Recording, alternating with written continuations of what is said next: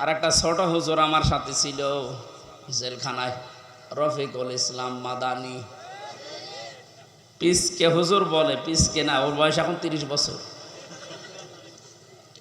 ও আমারে বলছিল, আমাকে যখন রিমান্ডে নিয়েছে প্রশাসন নিয়ে, হাতির ঝিলে রাত 12:30টার দিকে 1টার দিকে নিয়ে আমার পুরা উলঙ্গ করে হাতে সিগারেট লাগিয়ে একটা অর্ধ উলঙ্গ মেয়ে মানুষ আমার পাশে দাঁড় করিয়ে ছবি তুলিস, বলে যেটা ছেড়ে দেবো যে তুই এই চরিত্রের। বলছে হুজুর ওই সময় আমি চোখের পানি ফেলে কেঁদেছিলাম। আর এক এসআইকে জিজ্ঞাসা করলাম যে ভাই, আপনারা যা করছেন আমার সাথে, এটা কি হারুন স্যার জানে? জানে না মানে? উনি তো করাচ্ছে,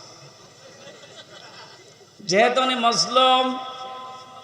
এই জন্য ছোট হুজুর দোয়া করেছে, আল্লাহ আমাকে যেভাবে সব উলঙ্গ করে ওরা দেখেছে, জাতিকেও দেখাবে বলে ওরা জানিয়ে গেল যে জাতিরে দেখাবো, তুমি অন্তত আর যাই করো হারুনকে ছেড়িও না।